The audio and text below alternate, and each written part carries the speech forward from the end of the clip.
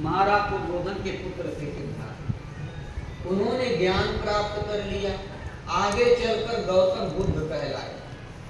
उनके पिता महाराज सुयोधन ने उन्हें घर लौटाने के कई प्रयास किए, किंतु सफलता मिलती न देख उन्होंने मंत्रियों के द्वारा संदेश भिजवाया कि भगवान अब तो आप संत हो गए, आपके लिए तो सब बराबर हैं, हम पृथक कैसे हो गए।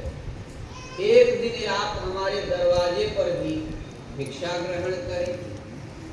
भगवान बुद्ध ने कहलाया, राजन एक बार हमें आपके यहाँ भिक्षा करने अवश्य आएंगे। कई महीने व्यतीत हो गए। एक दिन भगवान बुद्ध ने कहा, क्यों भिक्षु, उन महाराजा के निमंत्रण को पर्याप्त समय व्यतीत हो गया। भिक्षुओं ने कहा, हाँ भगवान। बुद्ध ने कहा, क्यों नहीं इसे आज संपादित कर दिया जाए। भिक्षुओं ने कहा, जैसी भगवान की इच्छा। भिक्षुओं के साथ बुद्ध कपिल वस्तु की ओर बढ़े। ज्यों ही उन्होंने राज्य की सीमा में प्रवेश किया, सीमा रक्षकों ने महाराज को दौड़कर बताया कि युवराज सीमा में प्रवेश कर चुके हैं। अब उस उद्यान में, अब उस गांव में है।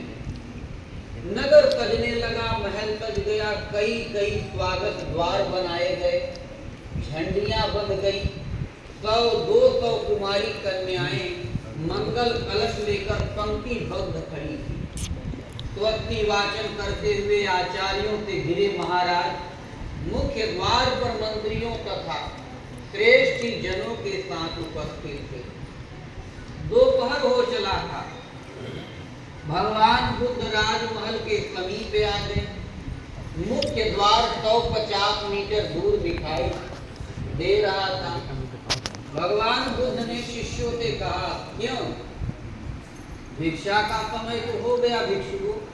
तो भिक्षुगण बोले, हाँ भगवान, समय तो हो गया है।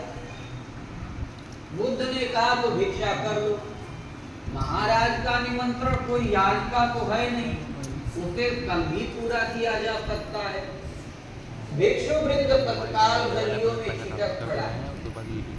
भगवान बुद्ध भी एक झोपड़ी की ओर पड़े और कहा, भिक्षा दे। झोपड़ी में से एक बुढ़िया निकली। उसने कहा, कुमार आप जब छोटे थे तो मैं ही आपके भवन में साफ सफाई किया करता। बुद्ध ने कहा, माते हमने भिक्षा मांगी है। वृद्धा ने कहा, यह चमार का घर है। बुद्ध ने कहा, माते हमने जाति को पूछी नहीं, केवल भिक्षा मांगी है। क्या एक भिक्षु को तू भिक्षा नहीं दोगी? इतना सुनते ही बुढ़िया की आंखों में अश्रु छलक आए। कदाचित जीवन में पहली बार कोई उससे इतना प्रेम से बोला था। फिर उसके घर में जो भी कुछ रूखा सूखा था लाकर भिक्षा पात्र में डाल दिया। कहते हैं आलू डाल दिया, आलू भून लिए। बुद्ध उसमें से कुछ खाते हुए आगे बढ़े। यह दृश्य उनके पिता महाराज सुयोधन देख रहे थे। बड़ी झल्लाहट के साथ वह बोल उठे, यह सब क्या हो रहा है? भगवान बुद्ध ने बड़ी शांति से उत्तर दिया, राजन यह अपनी परंपरा का पालन हो रहा है। राजा ने कहा, कौन सा कुल? तुम्हारे कुल के तो हम हैं, हमारे घर में ऐसा तो कभी हुआ नहीं। बुद्ध ने कहा, राजन शरीर तो कहीं न कहीं जन्म लेता ही है। पिछले जन्म में कोई और ही हमारे माता पिता थे, कोई अन्य परिवार था। आज आप माता पिता हुए हैं और यह परिवार है। जब तक अंतिम संस्कार समाप्त नहीं हो जाता तब तक माता पिता कुल परिवारों का मिलना ही है। हम इस कुल के नहीं हैं, हम तथागत जीवन मुक्त महापुरुषों के कुल के हैं। राजन हमारे कुल की यही परंपरा है, अमीर गरीब सबसे भिक्षा लो, दुख सुख की अवस्थाओं का अध्ययन करो और वह जिस श्रेणी या जिस स्तर पर हो वहीं से उनका उत्थान करो, उनका मार्गदर्शन करो।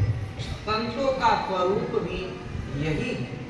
ओम श्री सद्गुरुदेव भगवान की जय।